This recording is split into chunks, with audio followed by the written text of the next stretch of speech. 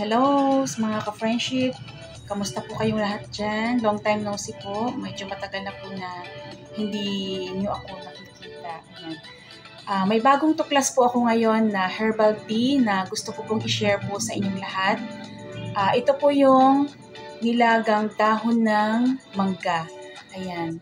Pagkalaga ko, isinalin ko po siya dito sa tasa. Ayan, makikita nyo naman po sa video kung ano yung itsura po ng dahon ng mangga, mga ka-friendship.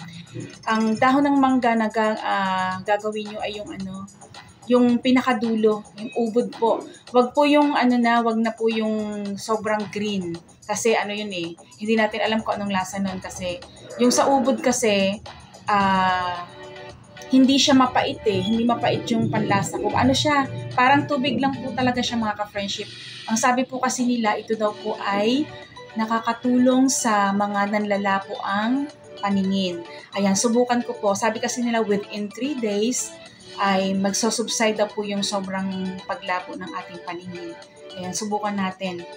At saka, sasabihin ko sa inyo within 3 days kung ano ba talaga, kung effective po ba siya or hindi.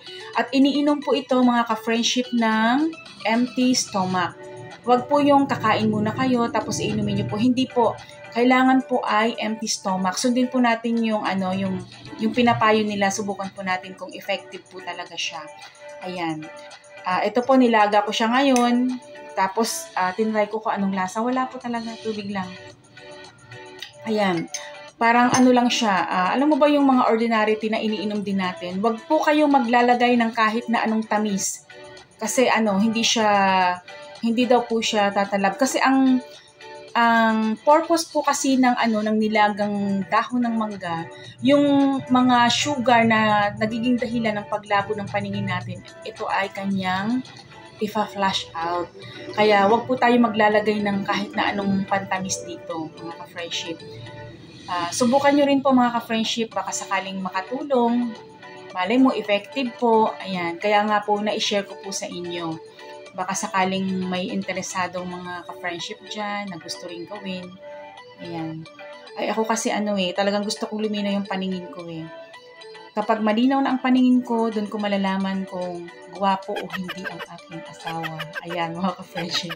Nakikita nyo naman po siya sa video, di ba? Kayo na ang humusga. At saka yung anak ko, lagi ko silang kasama sa sa mga pagbibideo ko. Ayan.